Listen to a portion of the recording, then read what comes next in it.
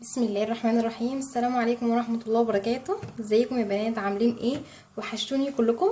النهاردة ان شاء الله هعمل معاكم طريقة الحواوشي على الفحم. احسن من الحاتي بكتير يعني. ان شاء الله تعجبكم. ان شاء الله يا رب تجربوها وتعجبكم وتبقى حلوة. جربوها وقولي لي رأيكم. فهبدأ بقى معاكم ان شاء الله. اول حاجة بالمقادير، معايا هنا حوالي نص كيلو لحمة. انا فرماه في البيت، بس انا حاطه عليه دهون زياده شويه. انت عاوزه تقلي الدهون دي قليها، بس انا حاطه عليه دهون. انا كان عندي شويه لحمه بتاعه خروف، لحمه ضاني. حطيت فيها شويه وحطيت وكملت بالباقي لحمه بلدي. بس انا حطيت فيها دهون اللي هي بتاعه اللحمه الضاني، بتبقى تحفة. بس طبعا هي غيرت لونها شوية، بس طبعا كل ده هيسيح وهيصفى في السوا، وهيتبقى بس اللحمة وهتبقى حلوة جدا. وهو ده سر طعم الحواوشي بتاع بره، اللي هي الدهون الضاني او الدهون عموما في الحواوشي، بس الدهون الضاني بالاخص. تمام. في كمان معايا بصلتين كبار. الكمية بتاعت اللحمة دي يعني اقل من نص كيلو تقريبا، اقل. معايا بصلتين كبار كده الحجم ده. هفرمهم ناعم خالص في الكبة، ممكن تبشريهم. معايا كمان قرن فلفل اخضر رومي، ومعايا قرن فلفل حر. ومعايا هنا بقى التوابل. تاني اساس من اساسيات الحواوشي، وتاني سر وتاني تكة في تكاته، هي البهارات او التوابل بتاعة الحواوشي. ممكن تشتريها جاهزة من عند العطار، بس انا عاملاها في البيت. حوالي نص معلقة صغيرة من القرفة، قرفة ناعمة. ومعلقة من البهارات. انا يعني عندي البهارات اللي هي بتاعة اللحمة، حاطة منها معلقة عشان فيها كوبيبة، وفيها جوز الطيب، وفيها كل حاجة، وفيها ورق لورا، فيها كل حاجة تخص بهارات اللحمة. فانا حطيت منها معلقة صغيرة. وكمان حطيت حبهان مفروم مطحون. ماشي. وحطيت نص معلقه صغيره من البابريكا اللي هي الحلوه. وحطيت معلقه صغيره من الفلفل الاسود، ومعلقه صغيره من الكزبره الناشفه. و لا، نص معلقه صغيره من الكزبره الناشفه. ماشي. وحطيت معلقه صغيره من الكمون. هي دي بهارات الحواوشي اللي بتشتريها من عند العطار. بس عاوزه تشتريها من عند العطار جاهزه، اشتريها. عاوزه تعمليها في البيت اعمليها. انا بحب بصراحه اعمل البهارات في البيت. تمام. معايا كمان هنا عيش بلدي. انا بصراحه ما لقيتش اللي هو الرغيف على بعضيه الابيض. فجبت اللي هو البلدي ده وفتحته كده. طبعا متفرغ، ما فيهوش اي حاجه. دي اهم حاجه في العيش يكون يكون متفرغ كده تماما، مش لازق. بس هو ده الحواوشي، المقادير بتاعته. وطبعا معايا ملح حسب الرغبه. دلوقتي نشوف هنعمل ايه. انا هنا يا جماعه فرمت البصله رفيع قوي في الكبه، مع الفلفل الحار والرومي. فرمتهم كويس قوي ناعم. انا عاوزاها ناعم كده. ليه بقى؟ عاوزاها تديني نكهه في الحواوشي. طبعا الحواوشي اساسه بصل، ويعني البصل ده مهم جدا جدا جدا فيه. ماشي. هو الحواوشي عبارة عن سمين الضاني او اي سمين عندك، بس طبعا الضاني احسن. والتوابل والبصل دول اهم حاجة فيه. كل حواوشي بقى بعديهم. تمام. انا هنا عملت ال ده فرمتهم كويس قوي، علشان انا عاوزة الحاجات دي تستوي وتدي طعم، وفي نفس الوقت تدوب. بعد ما الحواوشي يستوي تدوب، ما احسش بالبصله كده فيه. لا، انا عايزاها تبقى دايبه، تبقى ناعمه كده ودايبه، بس في نفس الوقت مديها طعم حلو قوي. تمام. هنشوف بقى انا ممكن احط اللحمه واحط البهارات واعمل كده على البارد والني. بس انا عاوزه اديلها تشويحه علشان تدوب اكتر في بعد ما تستوي وتدي طعم احسن. انا كده بعزز طعمها، بتبقى طعمها تحفه. انا معايا يا جماعه حله على النار، حطيت فيها بسيط جدا من الزيت. ماشي. وهحط فيها البصله. عاوزاها تتشوح تشويحه بسيطه قوي، تديني بس تطلع الطعم بتاع البصله.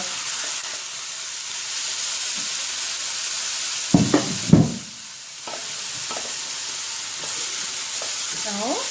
اشوحها مشوحه كده البصله بالفلفل، يعني ده بيعزز طعم الحواوشي، بيخلي بصراحه طعمه تحفه حلو جدا، احسن ما تعمليها وهي نيه كمان. هخليها تتشوح ونشوف هنعمل ايه بعد كده. بس كده يا جماعه هي اتشوحت، شوفوا ما خدتش لون، انا عماله بقلب فيها ما خدتش لون، هي طلعت ريحه البصل وادت طعم حلو قوي للبصل كده. بس كده انا هطفي عليها، مش عاوزاها تاخد لون خالص، بقت كده تمام تمام معايا اهو يا حبايبي. انا حطيت البصله في، نقلتها في حاجه، بعدين هبدا بقى ايه انزل اللحمه. هي اللحمه سمينه قوي على فكره يا جماعه، ممكن تقولوا السمين ده، بس انا بصراحه بحب الحواوشي سمين يعني. اهو حطيت كل اللحمه وهقلب. البصل ريحته فظيعه. تمام، هحط بقى ايه التوابل.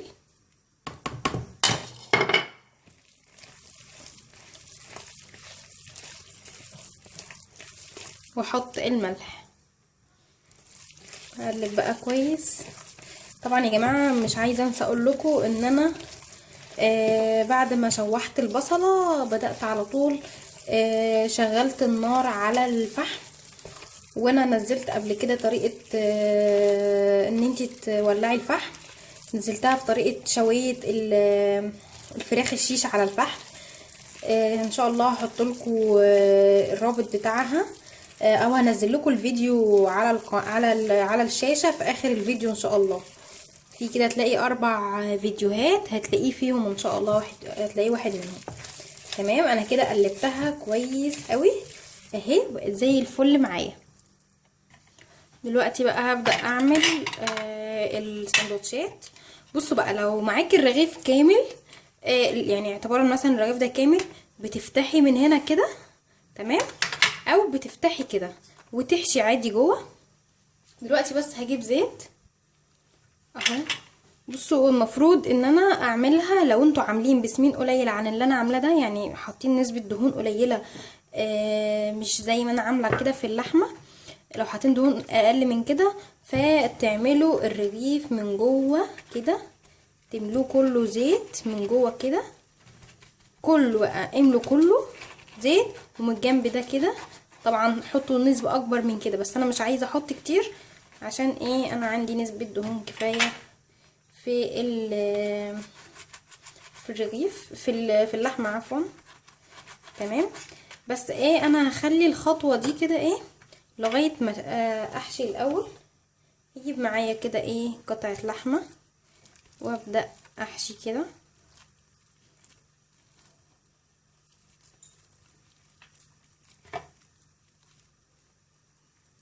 احشي كل جزء، ما تخليش جزء ما فيهوش وجزء مليان. تمام، ساوي كده.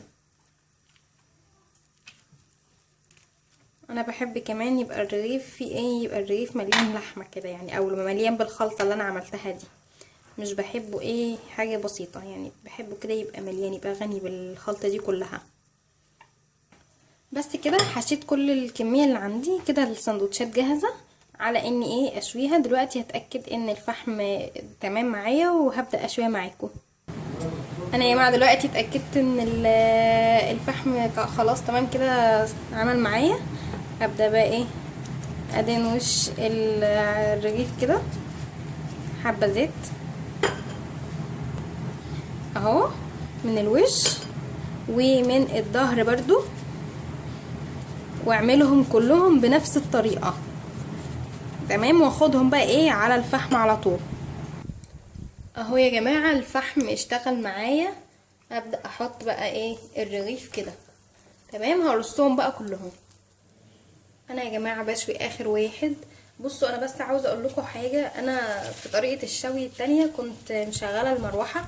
انا في الاول شغلت المروحه علشان اعلي الفحم كله اولع فيه كله، لكن بعد كده دلوقتي ايه بعد كده شغلتها بس عشان اولع فيه كله. بعد كده بقيت بهوي كرتونه كده بسيط علشان مش عاوزه الحواوشي يتحرق لا. والحاجه التانية انا اول ما بحطه بسيبه كده 5 وبعدين ببدأ اقلب فيه علشان عاوزاه يبقى طري وحلو. ولو لقيته من جنب بدأ ينشف بحط له ريحه زيت بس مش اكتر. بس هو عموما مش بيحتاج معايا، انا طول ما انا واقفه بقلب فيه كده اهو، اقلب علشان ما يتحرقش من جنب وجنب. لا اهو ده لسه شويه زي ده بس كده.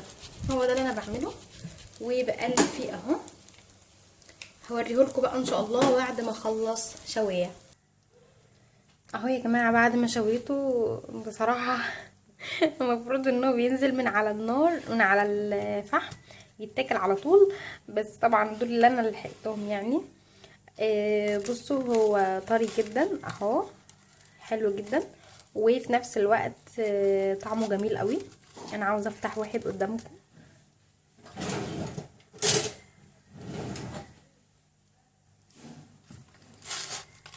ده مثلا اهم حاجه في الموضوع ده كله طريقه الشوي. خلوا بالكم شوفوا عامله ازاي من جوه. بصوا اهو، اهم حاجه طريقه الشوي ما تعليش الفحم قوي علشان ما يحرقهوش.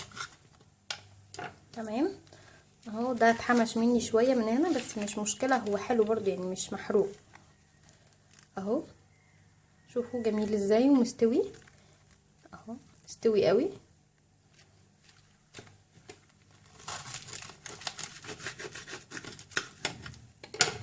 هدوق قدامكم.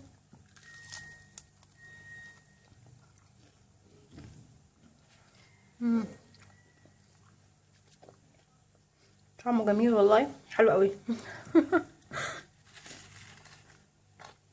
دوقوه ان شاء الله هيعجبكم. طبعا حاجه معموله في البيت وعلى الفحم، طعم حلو قوي ومضمون، هيعجبكم جدا وهيعجب اولادك جدا وجوزك لو انتي بتحبي يعني المشويات وكده. جنبي بقى شويه سلطه طحينه، جنبي شويه سلطه خضراء بقطع كبيره كده وتبقى طعمها حلو، هتبقى فظيعه. جربوها الاكله دي، انا بحبها جدا وكمان في العشاء انا بحب اتعشى بيها يعني. يا رب يكون الفيديو بتاع النهارده عجبكم، يا رب اكون قدرت اقدم حاجه مفيده، وشكرا جدا ليكم وشكرا لمتابعتكم. والسلام عليكم ورحمه الله وبركاته. كانت معكم اسماء من قناه ست البيت. باي باي.